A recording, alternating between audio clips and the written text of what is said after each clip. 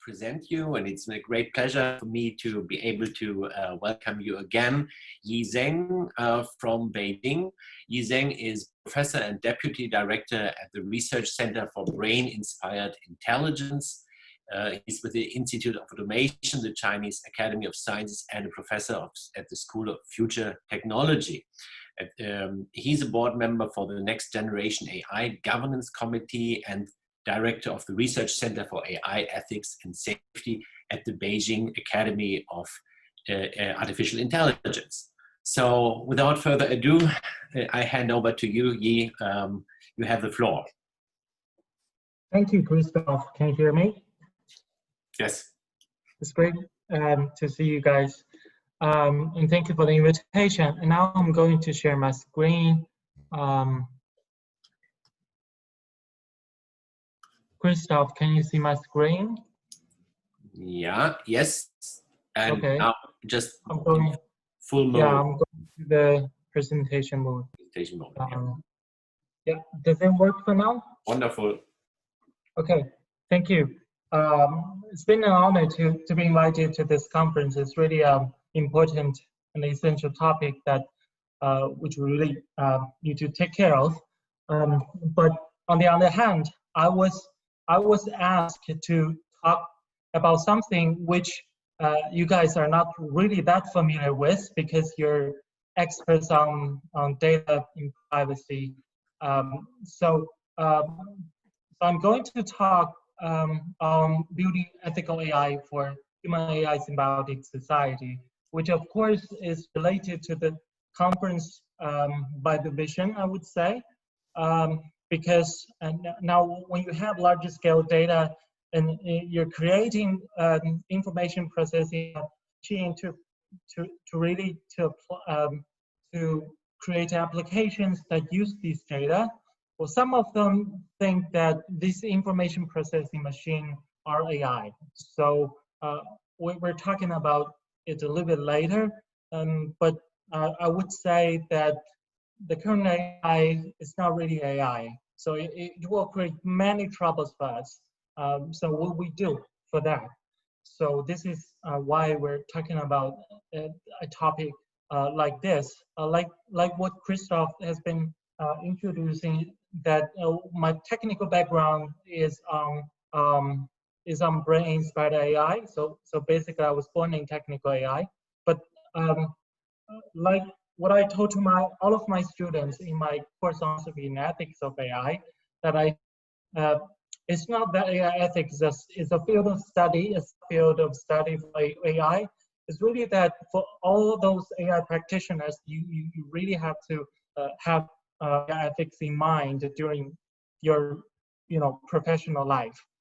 So by that, I will give you one example. One of the most recent example in China that I want to bring some examples that you're really familiar with. So basically, in China, we have many food delivery riders, and then especially during this pandemic, that is really hard for people to go out and eat and to buy stuff. So food delivery is really a big industry for now in China. But and as you see that at the beginning of this year, someone knows that there's a company called Meituan. It says Meituan drives instant food delivery with AI super brain. So what does it mean? That they have many delivery riders, and then they will make constraints to how much time would each of the delivery will take. Let's say for 30 minutes, you have to finish one. And then, well, 90% of the people can do it in 25. So in this case, you must be 25. And then, so everybody is rushing. And then everybody can do it in 25 minutes. Well, 90% of them can do it in 20. So you're moving to 20. So in this case, if not, you will be punished. Let's say you will lose 1 pound for this delivery. But if you really do it, you could die, because in this case, for those delivery riders, they will just going against the traffic rules, and then just to save times. So this is what the AI system is doing to this food delivery riders. They want to save time so that their customer will be satisfied, because you use very little amount of time to do it. But at the same time, for those food delivery riders, they are very risky to do it. So by the Chinese at the bottom, I would like to translate for you guys. It says that for those food delivery riders, don't use your life to send food. Basically, many of them were killed, or at least were hurt by this kind of AI-driven algorithm that pushing them to speed up every day. So it's moving from 30 minutes to 15, crazy. But why does it really happen? Well, I think this is really that the AI system is doing optimization, but the AI system does not really understand what it means to speed up to those drivers. And it actually don't really care that drivers are against the traffic rules. So as long as you can save time, I don't really care what you do. But if you are a strategic planner, I mean, if you're a human strategic planner, you will consider about these factors. But it does mean, well, in this case, it means that AI doesn't really understand. And it also doesn't really understand what do you mean by kill those drivers. So this is the problem for the current AI systems, that you want to build an ethical AI system, you want to put rules for them, but if you don't really describe your rules in a very formal, in a very well-designed way, or in this case, they just don't really understand what you want them to do. And in this case, they could kill people. So it's like more than 60 years ago that the Robert Wiener says that we had better be quite sure that the purpose we put into the machine is the purpose which we really desire. So I like that paper, and also the argument is really related to the current explanation of AI. So in this case, people are not really responsible to really put what you really desire to really to help the machine to understand. But the question is really that can machine understand? We have machines that process information, but we do not have machines that really understand. This is the problem. So, but another question is that if you want to understand, do we need thinking before understanding?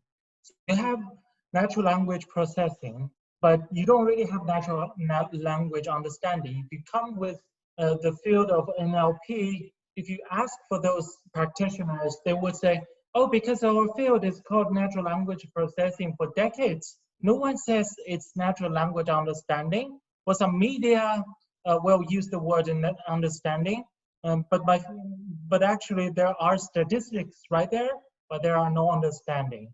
So if you want the machine to understand, well, at least it can think. But really the question is, can the machine really think? If it cannot, then it cannot understand.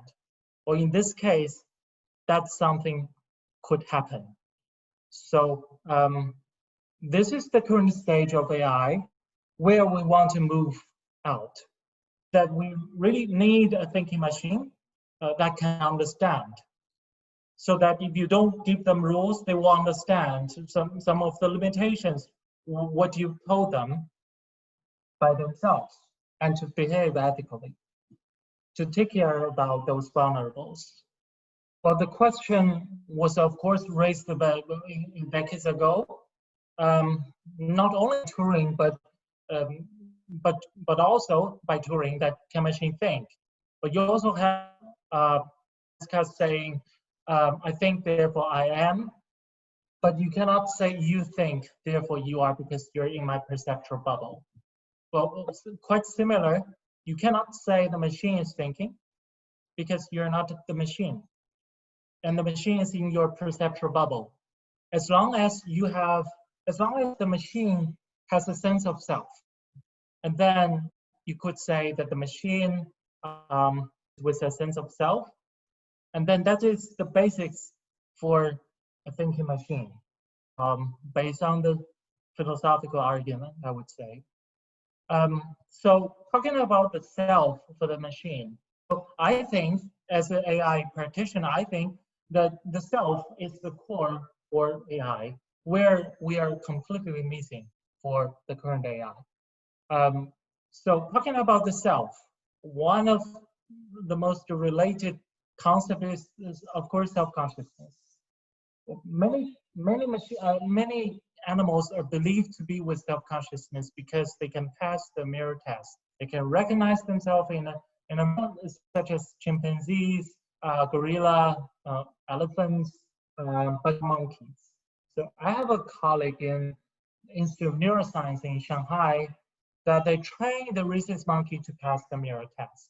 And then when passing the mirror test, and then the monkey will use the mirror as a tool to help him or her to understand, oh, how does my asshole look like?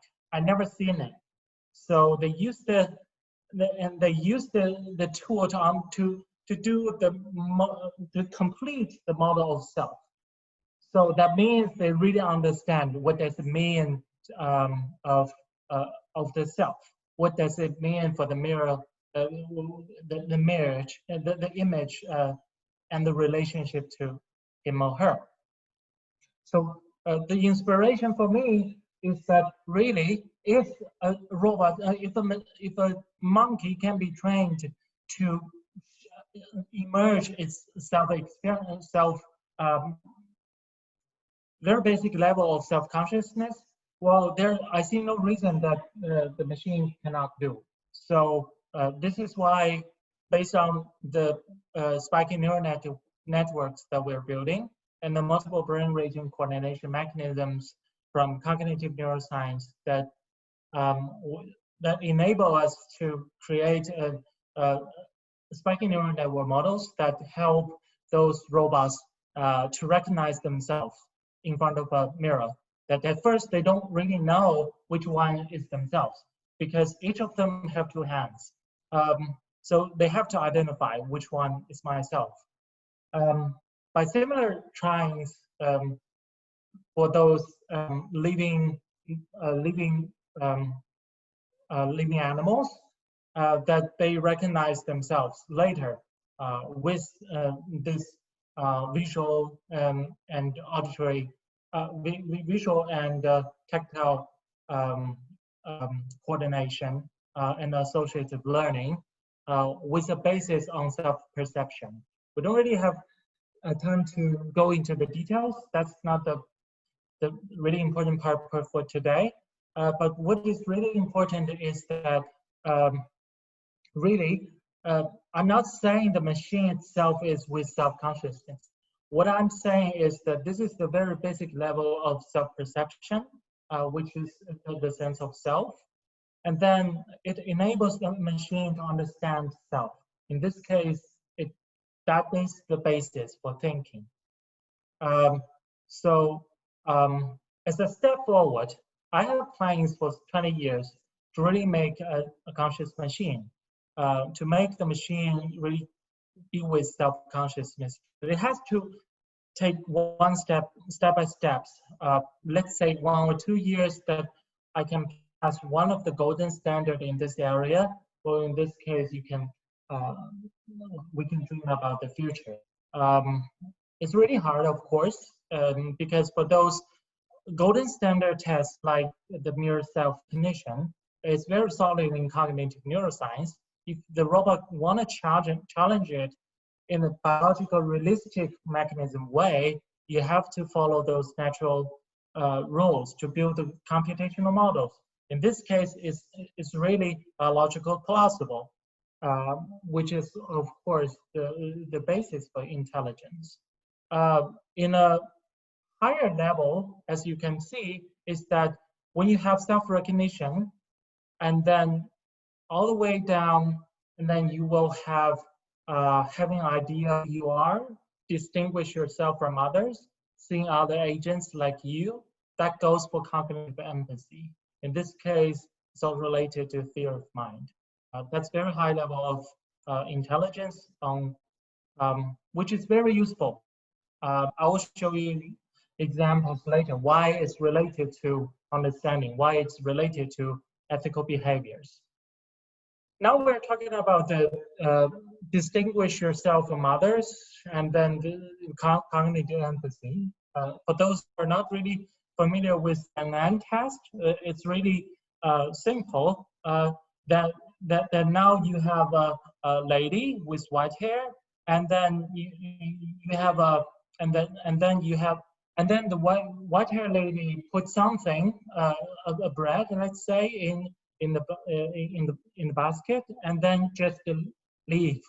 And then for those who are for the other girl who is with the black hair, and then she just moved the bread to the box.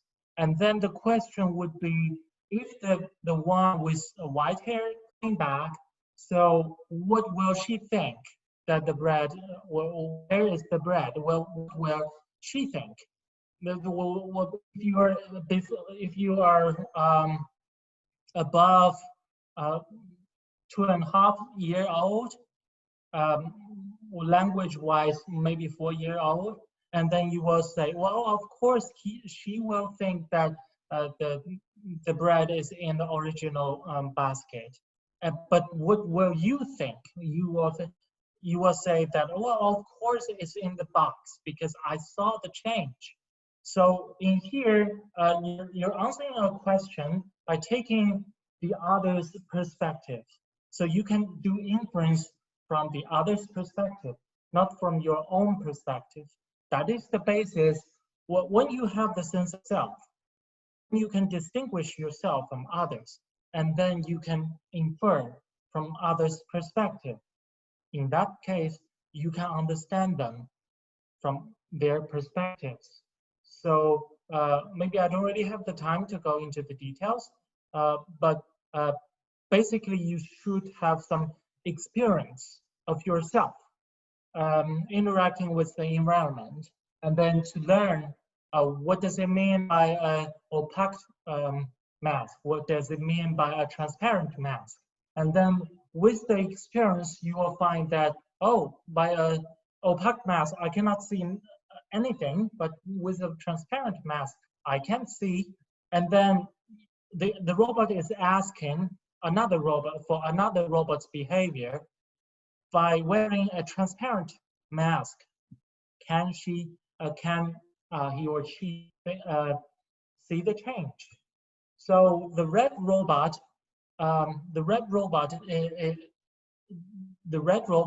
is used to answer questions based on her understanding on the blue one. So it has to use cognitive empathy to infer other agents' behavior. So this is the Sally and test that we did on the robot by using still spiky neural networks with multiple brain regions coordinated together. But these are based on the self model from the mirror test. So you grew up with the self-recognition, and then you have the cognitive ability of distinguish yourself from others, understand others from your own perspective and from others' perspective. In this case, it's a step forward for the machine consciousness, or the self, or I would say the self model of a machine. But you will ask the question: is AI with self too risky for humanity? I would say that in intelligence without the self is the most dangerous approach for AI. So by self-recognition, motivations, and values, distinguish yourself from others, and also seeing others as agents like you. And then it will keep AI safer. Let's talk about a step forward when you have cognitive empathy to infer what others thinking. My following experiment is related to autistic behavior. That through evolution, that you see that many of the higher level animals, they have more autistic behaviors.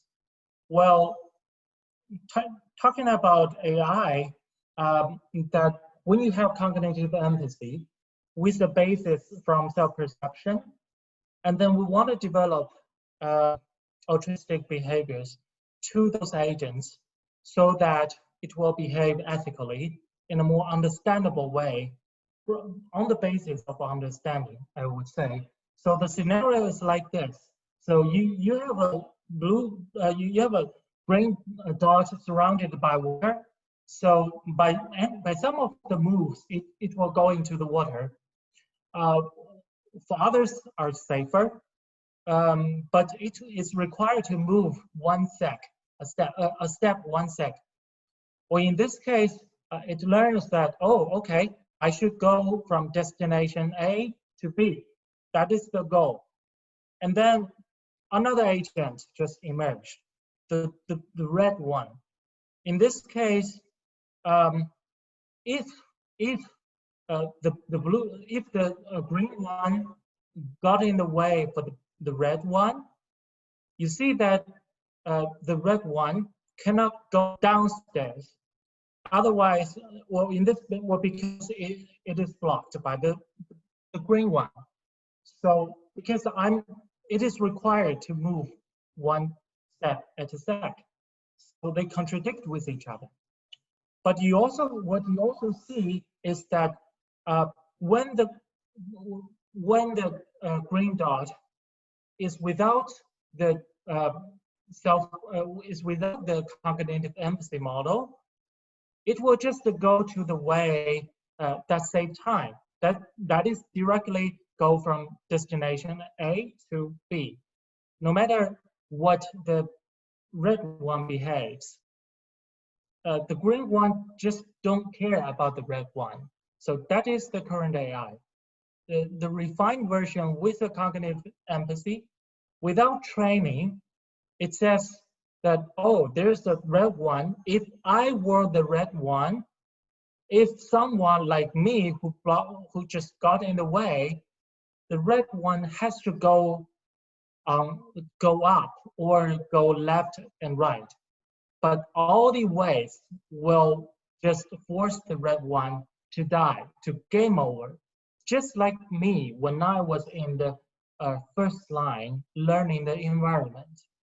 So basically, without training, without reward, punishment, the agent itself can find a way, another alternative, saying that, well, I could spend a little bit more time, but I don't want to kill other people, because if I were him, if I were her, I will be killed.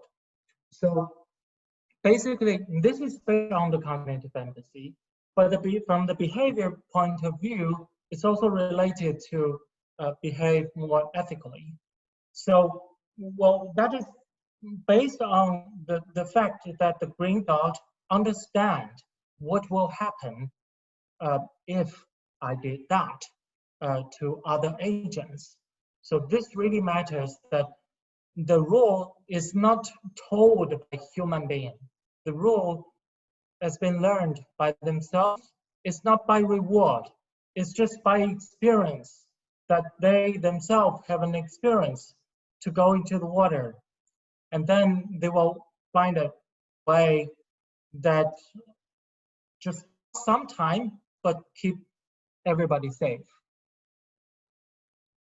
So basically, this is the experiment part for my talk. What I would like to say is that the understanding is really the basis for creating an ethical machine. It's not that you can put all the rules to them.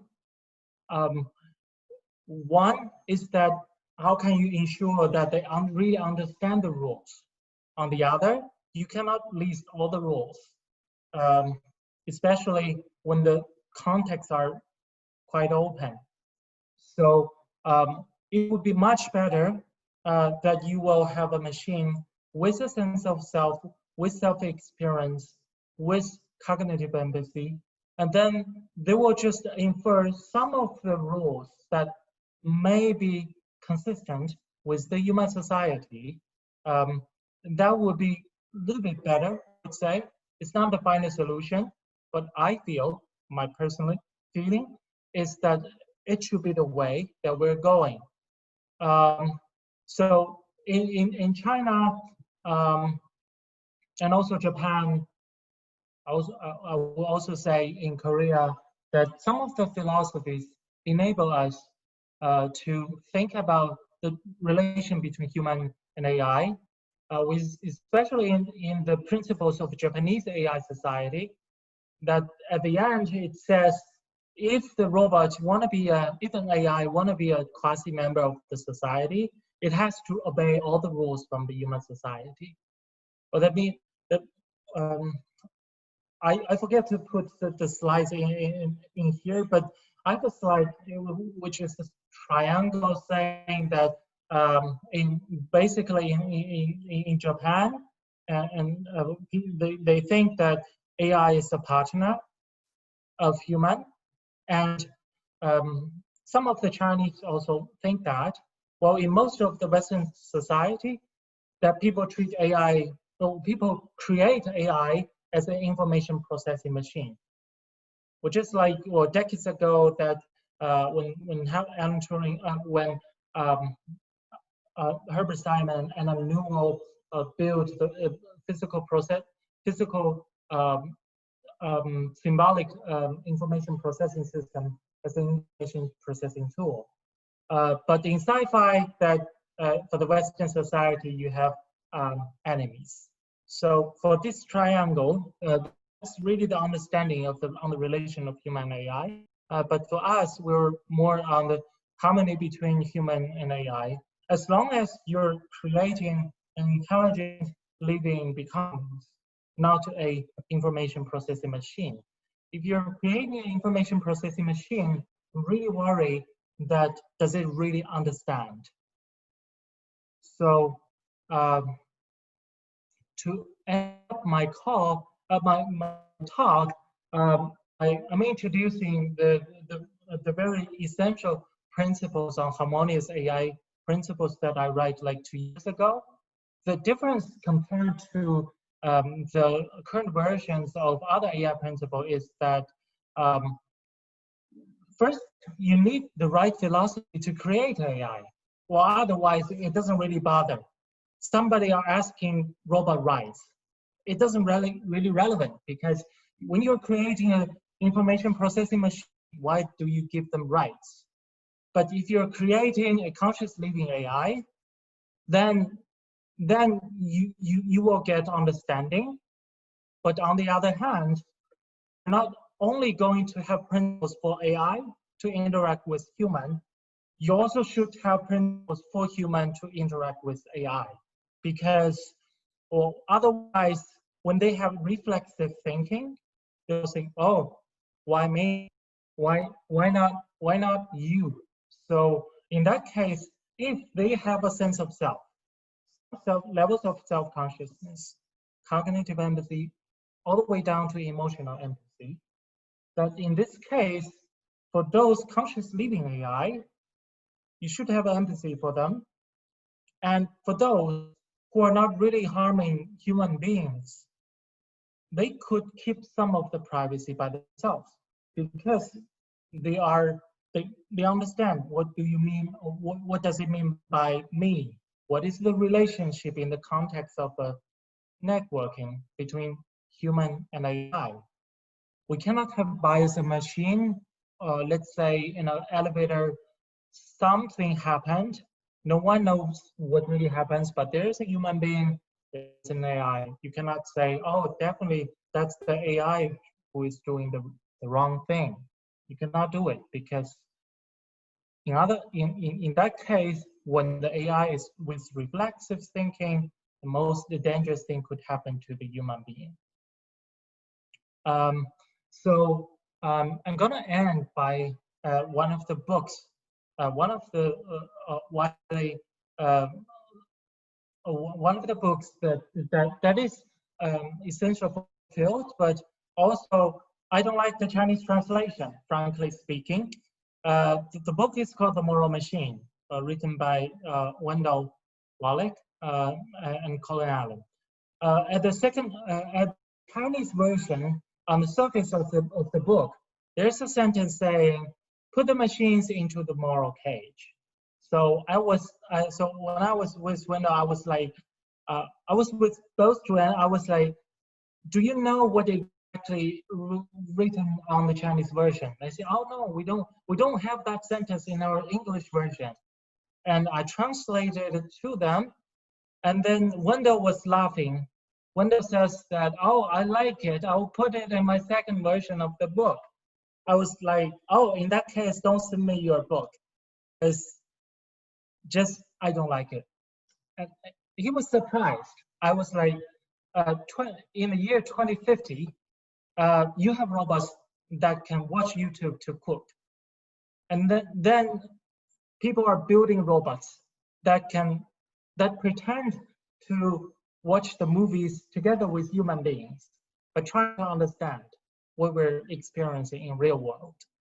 Just think about another scenario, like 30 years later, when we have AGI or super AI, and then they just watch on YouTube what are we human beings are doing to those pre-conscious AI or those information processing machines. And then now who is in the cage? It's the human being who is not really behave ethically, going to the wrong way to interact for the symbiotic society. Or in that case, I would suppose that human will be in the cage. So Wendell was laughing loudly, but there is no reply. So I'm quite sure Wendell is not here today, but still, I will share the story. He knows it because I've been sharing many times. But this is the end of my talk. Really, I think although we're thinking about the future, it's not only about AGI and super AI. It's really that finding the right way to build AI, to really have a thinking machine that can understand. In this case, if a machine that can understand, you could expect that they behave ethically. But not only that, it's really that is the only preliminary thinking from my personal point of view. This is why that we should share the wisdom from Turing. But still, we can only see a short distance ahead, but really that we can see plenty there that needs to be done. Thank you. Thank you for your attention. Thank you so much, Yi, for your fascinating talk. We have now around 50 minutes for discussion, and I see already some questions in the chat. Do you see them? Should I read them? But they are relatively long ones, maybe. Yeah. So the first one says, do AI systems that use cognitive empathy have a danger of implementing deeply paternalistic policies? Since a machine might have different values than humans, what if the dot wanted to jump into the water or had a different experience than the AI? Even with cognitive empathy, how can AI actually act in the interest of that human?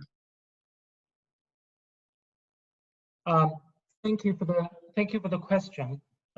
So firstly, this is why we need to start with the right philosophy to build AI. So in this case, many people say that, oh, we don't need to follow the natural intelligence to build AI because they will have their own way for emergence of intelligence. So, I'm just want to bring the question back to the philosophical questions like, what if a lion could talk? Can you understand them?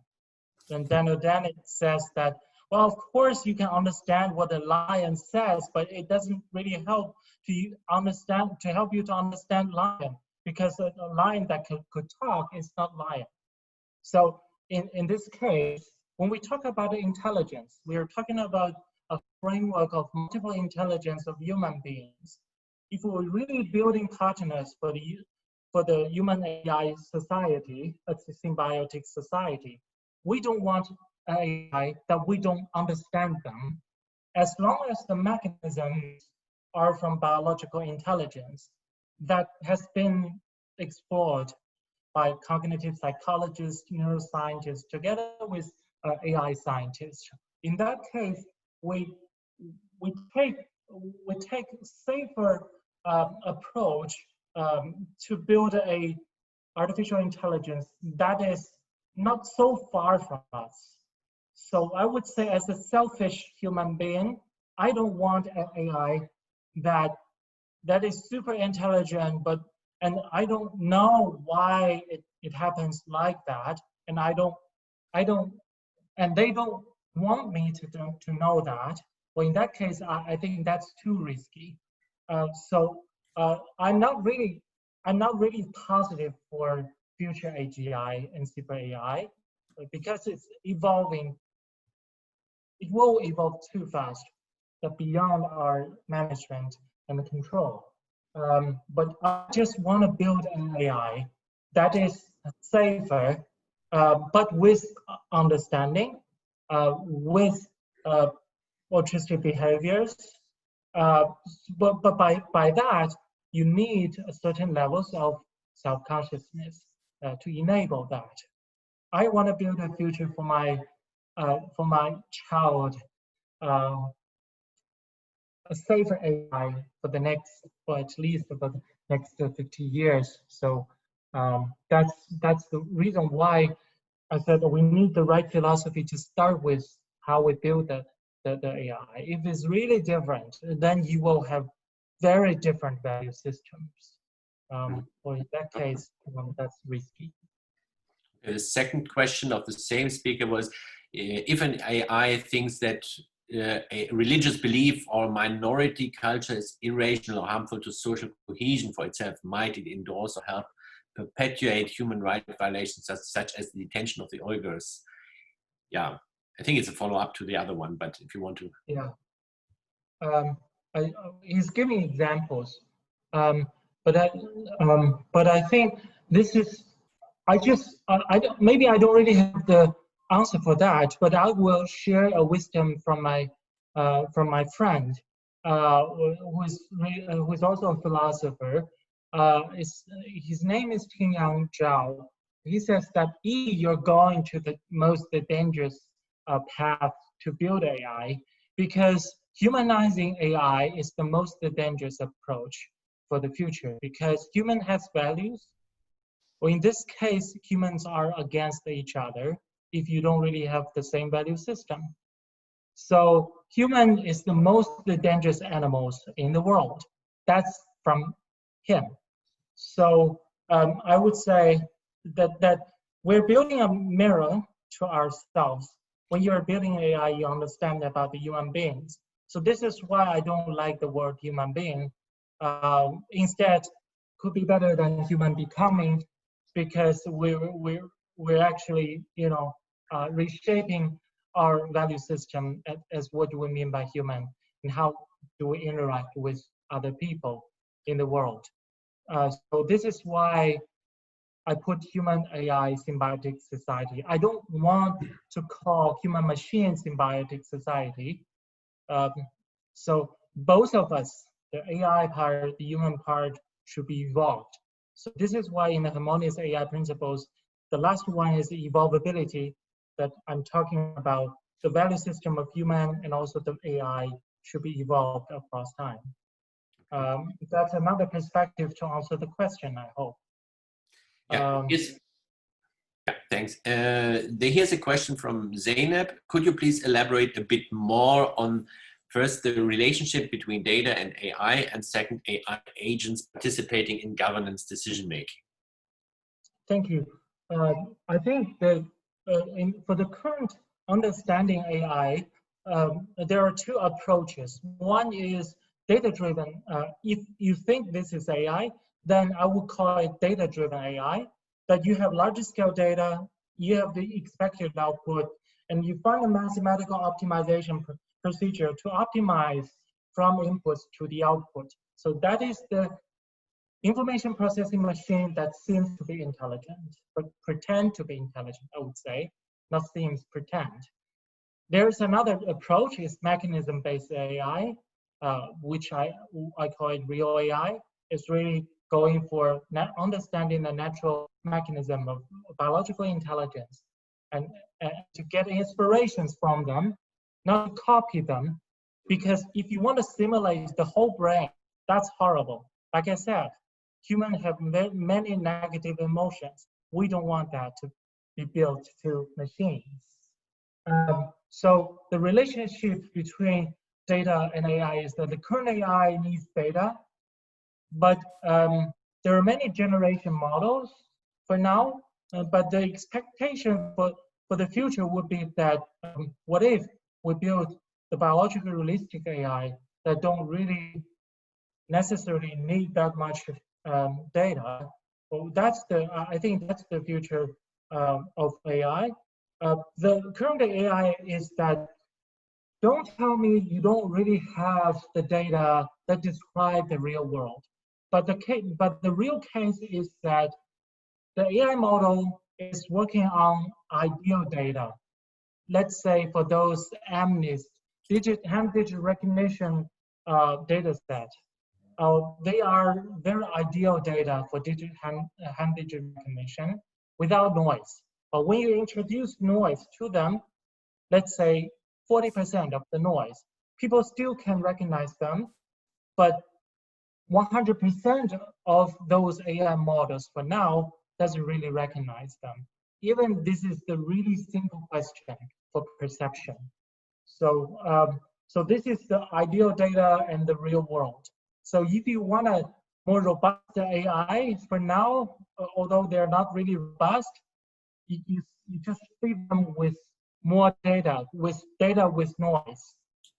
Well, in that case, what do we mean by noise? The noise could be social bias. In this case, when you introduce noise, you're introducing something unethical from the human society. The second question is AI agent participating in governance, in decision making. I would say AI, based on the current status of AI, it should always been keeping as assistants. Well, I know that somebody like Nick Bostrom that feel that, well, the future AI that it could get much better synthesis analysis of those information compared to human being, because it's a giant machine that can understand the web. But really, if you have a machine without self-consciousness, without the sense of self, without the understanding to human, in this case, I don't see any future for using AI without with human out of the loop. So we, especially for cases like healthcare, and also in militaries, that really it is always keeping as assistance, I would say.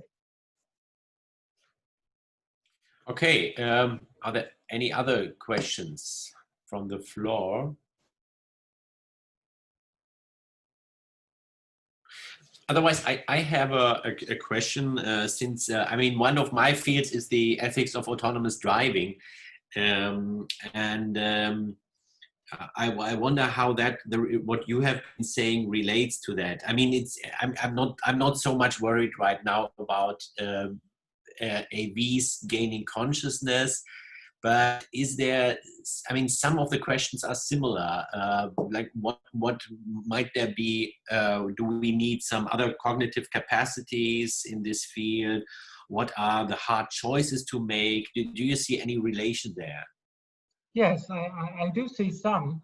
So for example, Christoph is already an expert in this field. If someone is not really familiar with ethics of autonomous driving, there are cases like using deep learning and then in autonomous driving when when you only change some pixels on that image, it will tell you that the signal of stop seems to be like minimized by 45 miles. In this case, it's totally different. This is the safety issues in the current autonomous vehicles. Also, I'm not so my current worry is not that the AGI will ruin the human society. My current worry is that the current AI is so dumb and don't really understand what the human are expect them to do, and then they just did what you didn't expect it. So in this case, the information processing system is quite different compared to the human brain. Let's say for the cases from Uber maybe or from Tesla that the machine sees nothing, so just something black, something white. So it means it says that, well, that means no inputs. That means nothing. It's not that you have a car in front of him, but when you are driving and then you see something white, you will not think, oh, that's nothing. I can still drive ahead. So that is the difference.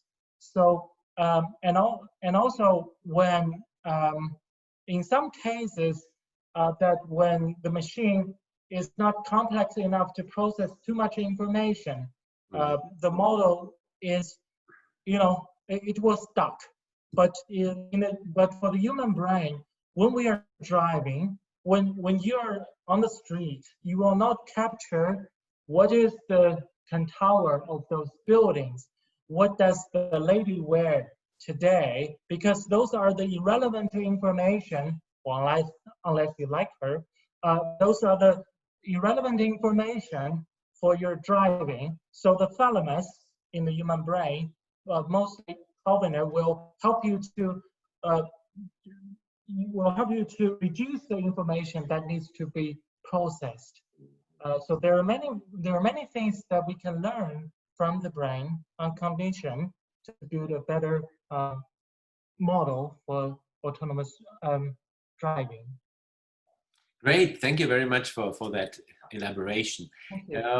If there are no more questions, and I don't see anyone, otherwise please put them in the chat right now. No, that's not the case. So again, thank you very much for this great talk, and lots of luck and success with your future work. Thank you. Thank you so much, Christoph, and also thank you for the invitation from the conference. I hope to see you all in other venues. Thank you.